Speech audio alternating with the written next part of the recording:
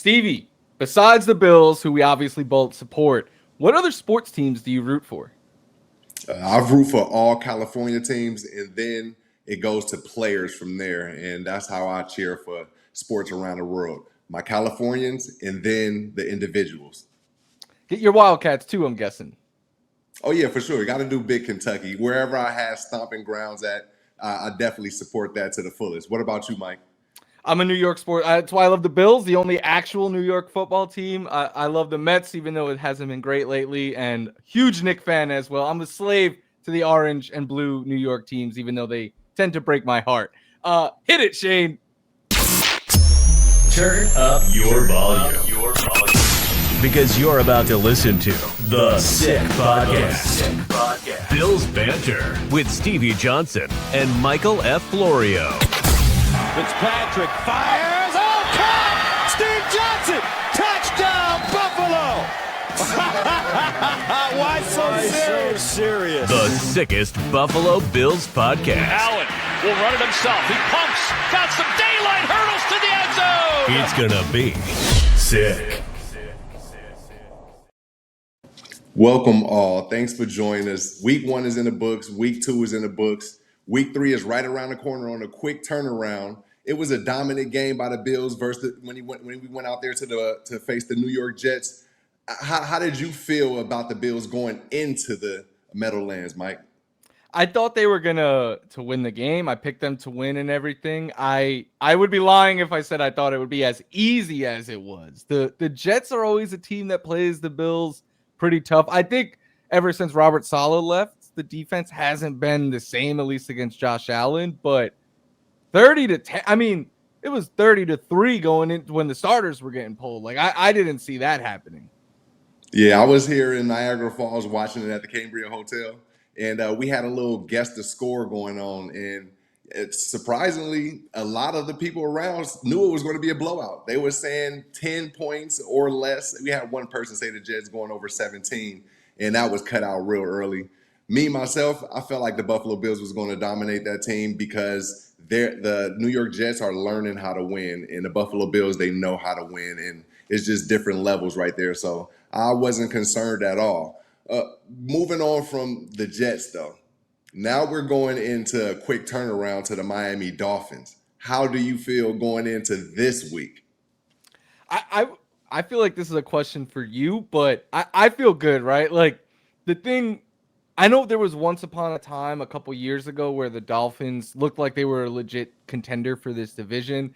Things have gone really sour really quick for Miami. I'm still a believer in the talent that they have there, and I think Mike McDaniel is a better head coach than a lot of people give him credit for, but the Bills had, I think the NFL as a whole kind of have figured out Tua, that he does not like to throw outside the numbers, that he likes to attack the middle of the field, and their offense hasn't been the same since the league has kind of adjusted.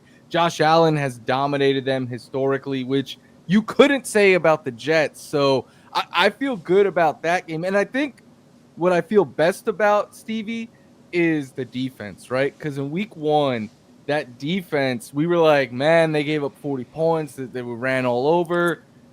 They shut down the run. They were getting after Justin Fields all game. So Joey Bosa had 6 pressures, 3 for Epinesa, and then 2 for Sanders and Solomon. Like, I feel a lot better about the defense, and if I never worry about the offense, so I feel good going into Thursday night. Same, brother. And that's why I like to ask what's your perspective, because it is like a inside the locker room, with my opinion, and the outside the locker room and seeing what's going on the outside, trying to figure that part out. And so that is a valuable perspective. And on my side, we're the same. We feel the same. I get straight to it. No worries at all. Considering again, this is a Miami Dolphins team that's learning how to win games, that's learning how to not turn the ball over, how to stay consistent. And the Buffalo Bills, again, is the polar opposite of that. And then you got to weigh into the fact that Miami's coming to Buffalo, where the Buffalo Bills are undefeated at home. So I don't see the Miami Dolphins being the team that the Buffalo Bills allow to come in and they slack off and end up getting their streak broken by them. I don't see it happening. So your perspective is definitely right. They do have talent there, but no, it's not enough to beat the Buffalo Bills at home. And going back just real quick to the Jets, right? Like, um, this Dolphins team is going to attack this Bills team very differently than the first 2 weeks, right? Like, we talked about it last week. The Jets were kind of not. I don't want to say they're like a same thing as because there's only one Ravens, but they Yeah, no, had you're right. A running team. Yeah. yeah, like they're a run first team. They have a mobile quarterback. So the Bills have had 2 games in a row with that now. Two is not mobile. I love Devon Achane, but he's a threat as a runner and even more so maybe as a receiver. Obviously Hill and Waddle. How much of an adjustment do the Bills, in your opinion, have to make on the fly? Because you don't really get practice time in a week this short. But now you're going up against a completely different type of attack. Yeah, and look, that's a great point that you bring up. The first 2 weeks was definitely run heavy teams. So you saw a lot of the running backs on display. The Buffalo Bills dominated the week 2 opponent. Now week 3 we go into a team that's an air raid attack, and that's going to wake up our DBs. This is exactly what our DBs has been waiting for. So now it's like the season has begun for Benford officially. For guys like Dorian Strong and Taylor Rapp and Cole Bishop, DeMar Hamlin, all those guys. Last year, Jamarcus Ingram was the guy who had 2 interceptions. So with the Dolphins being a pass first team, we're going to see the Buffalo Bills secondary step up. And that's going to be a question that is going to be answered this Thursday night. And Stevie, I got to ask you, you were out there in Niagara watching with all the fans and stuff. Bills fans around the world, I think, held their breath because Josh gets tackled, right, and immediately runs off the field. And like the booth was all Bills fans, I think. You had Tony Romo being like, something must be terribly wrong. He would never just run off the field like this. You had Jim Nantz trying to figure out in live time what it was. Like, is it his shoulder? Is it his arm? And then we see, like, oh, he just got punched. And once we saw he got punched in the face, I think Bills fans everywhere were like, oh, he's going to be fine. He's Josh Allen. But what was the vibe like when you guys were watching that with all the Bills fans and he goes running off the field? Oh, man, it was, matter of fact, take over real quick. Oh, Stevie's going to surprise us real quick. He's in that Cambria hotel right now. That's looking like a good room there. I will tell you from my perspective, I was sitting there like, this cannot be happening, right? Like, this isn't going to be. Vibes was still strong, baby. Hey, as long as he came back to finish the interview or finish the game, hey, the vibes was strong. But everybody was scared until we saw him come back out there with the Kleenex up his nose, and he came back and handled his business. Handle business, have fun. Dude, when I gotta finish it like this. This is the Josh Allen now. That's so funny. When he was doing the interview and stuff, I was like, yo, he looks like a boxer right now. But you know he's gonna come. He was like, I was bleeding, can barely breathe. He's gonna finish the game. Hey, you know, honestly, when I saw it, I was like, oh, I wish he would have just let the blood get out on his jersey a little bit more. Because imagine those pictures, how that would have looked on the edits. That would have been wicked. But yeah, no, shout out to Josh Allen for being a warrior. And yeah, man, thanks for bantering with us. A little bit of fun on the show. Yeah, for sure. And last thing on this game, because again, I don't, unless you have more takeaways.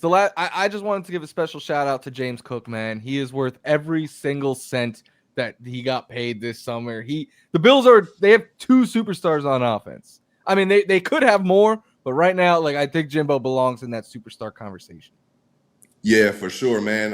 That money well spent. I believe the Buffalo Bills knew what they had when they drafted this kid, and I think they definitely understood what they had when they see him put up 16 touchdowns. I also want to give a shout out to the role players, because you say there are 2 solidified stars on this team. Yes, and there could be more, but let's give a shout out to the term role players.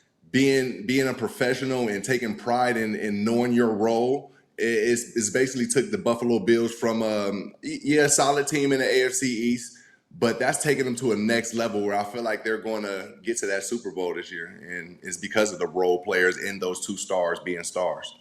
And I think there's something to showing that you could win in complete opposite ways, right? Like a big come from behind victory where you're airing the ball out constantly. Every receiver seemingly had like 9 targets in that game. And then there's this week where Josh doesn't throw for 150 yards. He doesn't throw a touchdown, and you dominate, and you don't need him to. So, like, the Bills have shown they could win in any which way, shape, or form they have to. Their offense is so versatile. And yeah, like from your perspective, Stevie, a game like this, what's it like as a receiver? Because you have like, look, I'm a fantasy guy first and foremost. You have fantasy people being like, there's no volume there, and you're not really getting targeted, but this is not going to be the norm. But what is a game like this like for you as a receiver? As a fantasy owner, I would say you just got to look at the matchups, and I would actually play if you have a Buffalo Bill receiver on your team. I would play them this week I because agree. of the competitive spirit that's in the air right now. You have the Miami Dolphins coming in, and what are they known for? Obviously, airing the ball out. So they're going to have a lot of talk about Tyreek Hills, the Jalen Waddles. So what does that do for our receivers? It sparks them up to want to make plays above them. So if you have a Keon Coleman or a Khalil Shakir, even a Josh Palmer, put them in the lineup because they're going to shine on Thursday night, especially after Josh Allen goes a week without scoring a passing touchdown or a running touchdown. Something's bound to happen. So you figure out your matchups. Now, as a receiver, it's just however the game goes. Again, if you're a receiver like Khalil Shakir, maybe this is your day because the Miami Dolphins defense, they seem to attack well, so Josh can get the ball out faster, and we know how Khalil Shakir takes advantage of those screens and those quick passes. And again, man, we don't think of, as a player, we don't think about fantasy, unfortunately. But yeah, we go in every week thinking we may be that receiver to get 100 yards. And when you have, to extend this, when you have a guy like Josh Allen who's passing the ball around to 10 different receivers, you're always ready to be that guy. So you got that opportunity. Do you, as a receiver in a game like that, do you get bored? Or are you like, oh, I'm going to feel good after today, I'm not going to be sore? What, or like, how do you stay in the game I know that you got a million other things you got to worry about as well as just catching the ball and stuff, but like, is During a the game like blowout, that a you little mean? bit harder? Like when you blowing somebody out or what? What are you talking? Like when you're just like when you're not throwing the ball because the running game is going Oh, so well. oh well. See, yeah. Now it depends on the type of player you are. That's a whole different dynamic. For me, if Freddie or CJ is going crazy, or the run game is just going crazy with the quarterback, then I'm happy for it as long as we winning. I'll be a decoy.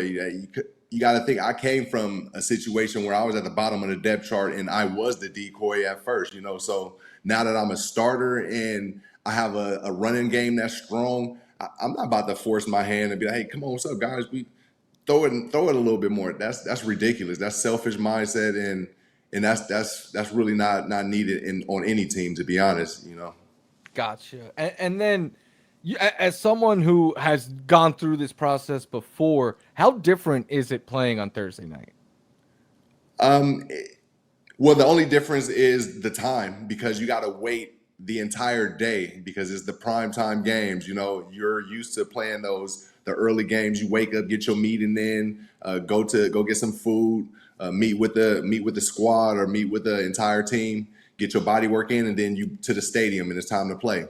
But on the Thursday night games, the Sunday night games, Monday night games, it's one of those things where you wake up in the morning, you go through that routine, but instead of getting ready to go to the game, you go back to your room, and then you got that gap. You got a gap between before you go into another set of meetings, and I guess it's just more time to get your body right. But that's the only difference is the time in between to getting to the game. Now, once the game begins and once you get to the stadium, you start driving through the city. You get on that bus and you see the fans. You start seeing the signs. You see the tailgates popping off. And now it don't matter if you just played yesterday or in a few hours ago. You're back ready to ball out and show the world why you're the best. Because from a fan and an analyst perspective, you hear a lot Thursday night, shorter time to turn your body around. Players aren't in, their usual condition on a Sunday, on a Thursday. But I feel like players are often like, yeah, that's like outside stuff. Like we can't worry about that. Yeah, and for sure, again, that's the feeling of it. You definitely, if you're asked about it, you're definitely going to say, "Oh yeah, I'll acknowledge the fact that is a quick turnaround." And yeah, I just got finished playing an NFL game, but again, we got the best of the best as far as medical staffs and facilities and things to get our bodies right and back on the field. So yeah, we'll acknowledge the fact that it's a quick turnaround, But, in hindsight, as a player, you're ready to get out on the field and play more times than not, considering you don't have any injuries, of course. And in that mindset, with it being such a quick turnaround, I think a game like what the Bills just had Sunday is huge because they were able to rest a lot of their starters in the fourth quarter, whereas the Dolphins, they were in a battle till the bitter end with the Patriots. It was a physical back and forth game. The Bills were able to kind of just go into cruise control mode in the second half, and I think that might be a big advantage. Hey, that you bring up a great point on that because now you bring in coaching and managing your team. Now, also think about this dynamic. If you have a player like we spoke on with me, let's say if the running game was going on and I'm complaining about getting more passes, now I'm putting that pressure on my coach and quarterback to start throwing the ball even more. And now that's more reps that I probably didn't need. Now who knows what's going to happen as opposed to being fresh and mentally relaxed. So that's the benefit of everybody eats and everybody being on that same page. And that's a balanced team that the Buffalo Bills have. You made a great point right there. And speaking of Thursday night, when you Bills fans are tuning in, you are looking at the legend of the game right here. Kudos to you, Stevie. Much deserved. I can only imagine what that is going to be like for you. I'm very, very happy for you. How excited are you for Thursday? Dude, man, I'm so every time I get this offer it's amazing. This is actually my third time doing it.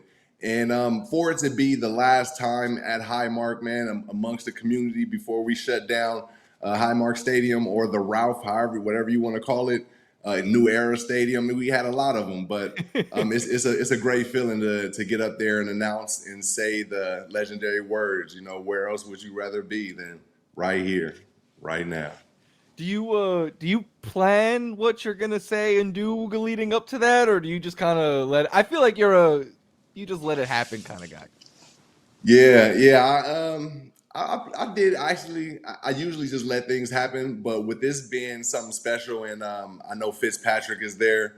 Hopefully, we can create something fun for the fans. When we do the announcement, and I didn't even realize that'll blow things up. It's Amazon, so Fitzy's gonna be there. Exactly. That's why it's gonna be even special. I had to, lock in for the Thursday night with Fitz in town. Do you guys? I don't want you to spoil it, but do you guys have anything special planned? Are we gonna see you on the Amazon booth? Anything like that? Nah, because I'll be in a studio at Spectrum, so I'll do the announcement. Gotcha. I'll make my rounds, meet my people in the suites, and then I'll make my way to get the work in. Look, I'm just saying it right now, Bills. If you guys have a game like you just had Sunday and you're up big, we don't need to see Mitch Trubisky. We need to see Ryan Fitzpatrick to SJ13 one more time. Like, that would make Bills get fans them jerseys and them pads ready, man. Yeah, I mean, come on. I as a fan growing up and everything, I would be ecstatic to see you. Like, just seeing you guys again on the field before the game and stuff is going to be a great sight to see for a lot of Bills fan, and it's a huge honor. So congratulations, it's much deserved. And I saw that this morning, and I was like, I cannot wait to bring it up on the podcast. Thank you. Yeah, it's a good time. I love it. I can't wait to hear the eruption of the crowd when we say that hey, and that first hey, you can hear from New York to California, man. I love it. Oh, I'm wishing I was there Thursday. I can only imagine. It's gonna be a good game. We'll talk more about that this week. But Stevie, I think it is time for our favorite segment of the week. Shane, hit it. Why so serious? Why so serious segment of the week. So for this week, I'm going to bring up my guy, Keenan Allen, the Slayer. Why is it why so serious? Because I'm checking my fantasy app and they continuously got my guy with single digits. Like this thing's going to average 6 points in the first week, 8 points in the second week. But he's done nothing but carry my team with touchdowns and double-digit points all season long. So put some respect on my guy's name and keep upping them numbers. Keenan Allen, another game-saving week for me as we got the dub in the Banter League. First of all, we'll keep it on Keenan for a second. Wide receiver 12 through 2 weeks. You pointed out he has got 8 touchdowns against the Raiders. And one thing is 100% clear when you watch this Chargers team. When they have a third down or a fourth down or a key moment where they need a completion, the ball is going Keenan Allen's way. Like the connection with Herbert and Keenan Allen is very real. Yeah, man. And I was speaking on that with some of my friends, man, just about the chemistry that you got to have with your quarterback, and it goes both ways. As a receiver, you gotta have a route IQ with the entire route tree, and that's what Keenan has. He's wise with that, and then he's physical, and then the thing that Keenan and Herbert has is they have chemistry already from Herbert's rookie year, where Keenan was helping Herbert become that star that he is, and now that he's left and come back.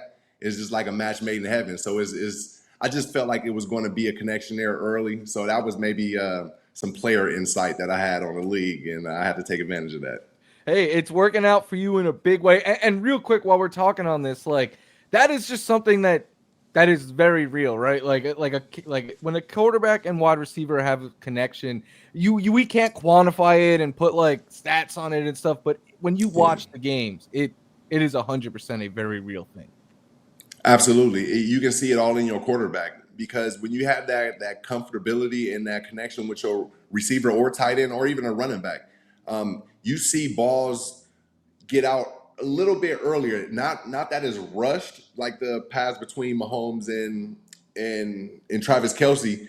That was a little rushed because of maybe the pressure, but with that chemistry that they have, it would have been on point. I'm not saying Pat Mahomes and Travis Kelce don't have chemistry, because they have some of the best chemistry.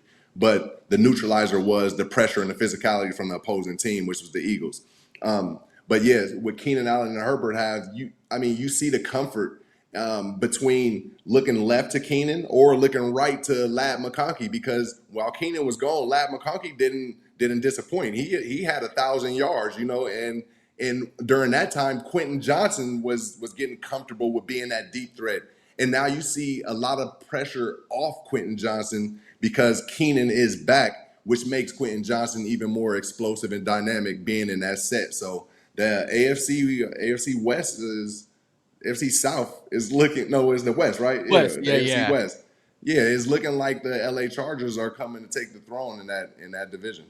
They look great on offense. Their defense looks stout, and I mean, like Derwin James is one of the best to ever do it. They got playmakers over there, and to spin this to the Bills, like I don't think there's a player that has that chemistry yet with Josh Allen, but I think it's pretty evident that like he has really good chemistry with Shakir, with Kincaid, with Coleman, and like it's only going to. I feel like him and Coleman could become something really special this season.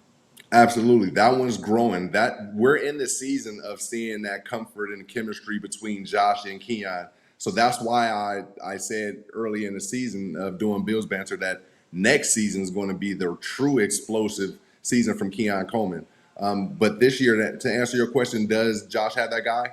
Yeah, I'm with you. Khalil Shakir is that guy. He's got the history with Josh. He's got the situations. He even got a new contract under Josh. So, that builds even more chemistry between two players than it doesn't. So, Khalil's that guy right now who we can ride. Oh, and not you called out the tight ends. Dawson Knox and Dalton Kincaid.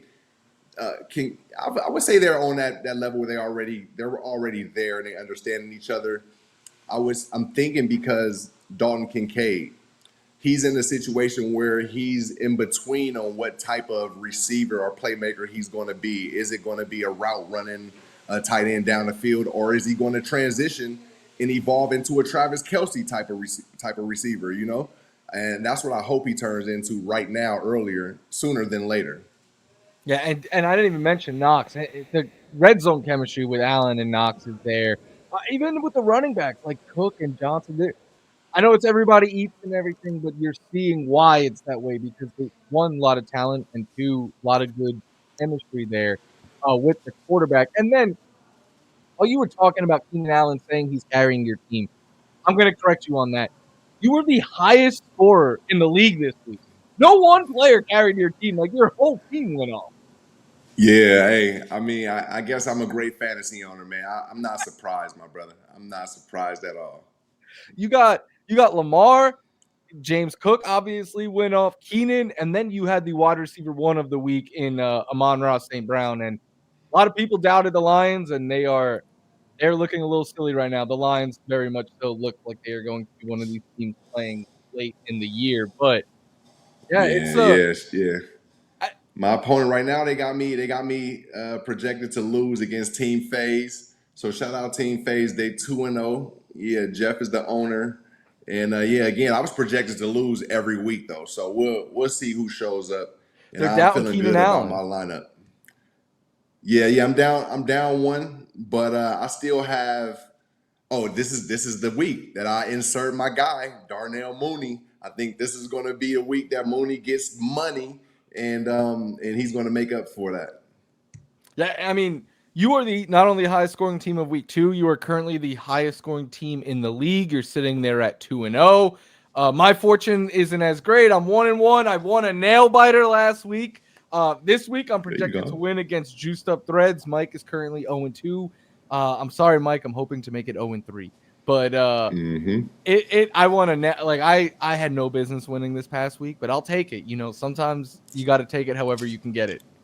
Exactly, and I think that's what the Kansas City Chiefs are doing right now. If they can find a win, they'll take it however they can to get back on track because they know the Bills are the beast of the East. I'm gonna. This week is an insanely important game for the Chiefs because it's the Giants on the road Sunday Night Football. They get the Ravens next week, and then the Jaguars, and then the Lions, and then 2 weeks after that the Commanders. So 0-3 Yeah, with they the got it. Ravens on deck. Hmm. That is hard to come back from. This is a Yeah, must-win game for Kansas City. absolutely, and that's what's going to make this league or this season so interesting because we like to see the magic from Mahomes, and he's in a hole right now, and we'll see if they can take advantage of these games that they're supposed to win. The rest is for history to see. This look through 2 weeks, I think a lot has come up for the Bills, right? You get the win over the Ravens, so now you're game up on them with the tiebreaker in hand. The Chiefs are 0-2. The Bengals are unfortunately going to be without Joe Burrow for maybe the rest of the season. Yeah, The Chargers look like they're legit threats. The Broncos have but right now the AFC, it is there for the Bills to get the 1 seed. I know we're only 2 weeks in, but with the schedule the Bills have upcoming, they need to take advantage of it and beat these teams that they are supposed to beat. Gets a little bit harder later in the year, but my thing coming into the year was if they were going to win the Super Bowl, I think they need to be the 1 seed and have the AFC go through Buffalo. And this is, I know we're only 2 weeks in, but this is maybe the best they've ever been positioned to do that. yeah, absolutely. I have a question for you, Mike. What do you feel about the Week 17 matchup against the Philadelphia Eagles? Do you think it's going to come down to who's playing, or are teams going to? Yeah, I guess that's it. Does it come down to who's playing during Week 17? I think so. Look, the Eagles are a tough matchup because they are outside of the Ravens. Like they're the top 2 running teams in football. The thing about the Eagles, and they have a stout defense as well. They haven't been offensively what they have been in the past. Like it's driving me kind of crazy. I'm a supporter of the tush push, but they've taken it, Same. I think, too far. And their whole offense now is about, at least it seems to me, is like trying to get 3rd and short, 4th and short, and I then love it. push your way. I, I love it. it's insanely frustrating, I'm sure, as defenses. It's very frustrating for fantasy people, but it's working for the Eagles, and I think the Bills would have a real tough time with that. It reminds me of when you play the Mortal Kombat game and you do the down back and XXX and you just do the low kick. Hey, Oh look, if you man, can't, all yeah, game. you better learn how to stop it or figure out the player to go underground and do the hit. You know what I'm saying? You got to smarten up. Use all of your brain. If I don't have to use all my brain, I'm not, man. And I'm a supporter of the tush push. I don't want to disrespect all the teams that's going through Week 17, but again, the way I look at the schedule is: are these teams we're going against teams that's learning how to win? Do they know how to win? Are they figuring out how to win? And most of them are one of those 3. So I'm not really concerned with the schedule. Considering Week 17, you go up against the champion, so I can't disrespect them. That's where I see the Bills having their first loss, and we'll go from there. 16-0 or at 15-0 going into week. And I know people are going to think you're crazy, but then you look at the schedule, right? Dolphins, very winnable. Saints, Patriots, very winnable. At the road in Atlanta, that could be tough, but I think the Bills are favorites in that Penix one. against a rookie quarterback. You think that he Yeah. goes shred the Buffalo? Come on now, not Then, happening. then you get the Panthers. That's a good. The Chiefs are tough, but it's in Buffalo. Never been a problem in a regular season for us, so I can't sit there and be, I'm scared of this. No. Then the Dolphins. I again feel good about. The Bucks are a very good team, but that one's in They're figuring it Buffalo. out. Yeah. And I think the Bills. Then you get the Texans, who beat the Bills last year. This one is in Houston, but not the same team. CJ, that O line is bad right now, and not the same team. They're sitting you there. Put pressure on CJ, and then is more success on us. And I think the Bills got better defensive wise to put pressure on CJ Stroud. So I don't think that's going to be a problem. Then after there, it's Steelers in Pittsburgh. You never know with that, but again, I think that is a game that most people would say the Bills should win. The Bengals is completely different without Joe Burrow. Then Patriots, Browns, and then Eagles. So I know people might think it's crazy to say they're not going to lose a game until December 28th when it is September 16th. But then you look at that schedule and suddenly you're like, yeah, Stevie's not crazy at all. It could be right. And I only say we take that L to the Philadelphia Eagles for two reasons. One, them being the defending champs, they have a great running game if their players are playing. And number two, it's difficult to be undefeated in the NFL. We've seen teams try to do it year in and year out, and for some reason, there's always that one game. So maybe that's the game that'll break the streak of the Buffalo Bills at home. But we'll probably pay that visit back in the Super Bowl when we snap the streak of the Eagles winning Super Bowls. I'll say this: if the Bills go 16-1, Josh Allen better be clearing some room in that trophy case of his. He has a chance too. Look, I know it's only 2 weeks. He's only beaten one of them, but to beat Lamar, Mahomes, and Hurts, you can't beat Burrow. That was originally on the table as well. Those are the other best quarterbacks in the NFL. If he runs through those games, I think he also should be clearing room in his trophy case right now. Yeah, I mean, we're watching the Hall of Famer. We're watching multiple Hall of Famers right now. So just wanted to put that in perspective. You know, for the times when guys and girls was watching Jim Kelly, Andre Reed, Thurman Thomas, Darryl Talley, Bruce Smith, those guys, we're watching Hall of Famers right now. So that's pretty cool to see. So you mean at the end of the day, no matter what happens, the things that's being put out on the field and the entertaining is amazing, man. So I'm just grateful to be around to broadcast and analyze it with you, Mike. Likewise, and one last point that I just thought of while we were talking is if the Bills are in that position, it's huge because you could give guys extra rest. The thing with the Bills is their defense has never been healthy in the playoffs during this whole run. So if you can position yourself to get that extra week of rest and to be healthy and to maybe have to avoid facing the Ravens and Chiefs and Chargers, like you might only have to face one of those teams potentially to get there, and it would have to go through Buffalo. Like that is huge, and it's all there for the taking right now with this schedule upcoming. So 16-1, you heard it here first, folks. If that happens, everyone better come and thank Stevie Johnson. Yep, definitely. Subscribe and enjoy the Bills Banter community because we are travelers and we know what's going on. And look, Jordan Poyer, let's not forget about Jordan Poyer. He's building his way up and he's going to add depth to it. So maybe the latter games in the season is where he come in and bring that extra energy that's needed because he's a guy, he understands he don't need all of the attention and accolades right now, but he's going to build up his strengths and make those plays and as we go into the playoffs. So that's my sleeper for the Buffalo Bills defense, Jordan Poyer. I love that. And hey, maybe we get Fitzy and Stevie on the practice squad by then. Maybe they're suiting up late in the year. But before we say goodbye, Stevie, we should give a shout out, right, to one of our sponsors, the Cigar Mafia. Yes, sir. Big shout out to our Cigar Mafia. Last year, we had a ton of sweet victories and we sold all out. So if you guys want to enjoy our sweet victory cigars, make sure you tap into cigarmafia.com for a nice, slow, even burn, man. Make sure y'all check it out. Cigar Mafia. Buy in bulk if you want to smoke one after each Bills wins, because you're gonna have a whole bunch of those to celebrate this year from the thoughts of me and Stevie. So definitely get them in bulk and enjoy each of these games. Enjoy Thursday. We might link up before then, Stevie. We'll figure things out. If not, we could link up after. We're definitely going to be talking more Bills this week, though. Stevie's all over the place. You're going to catch him Thursday as the legend of the game. Shout out to our guy once again. Anything you want to say to the people before they see you Thursday night on the field? Yeah, man, believe. Always believe, man, and support your community. Like in the beginning, Mike representing his New York side. I represent my California team. Believe in what you want to believe, all right? Handle biz, have fun, and repeat. This is the Sick Podcast, Bills Banter. Leave your comments, and then stay tuned for next week's show. One love. Go Bills. And that's a wrap. Hope you don't miss us too much until next time.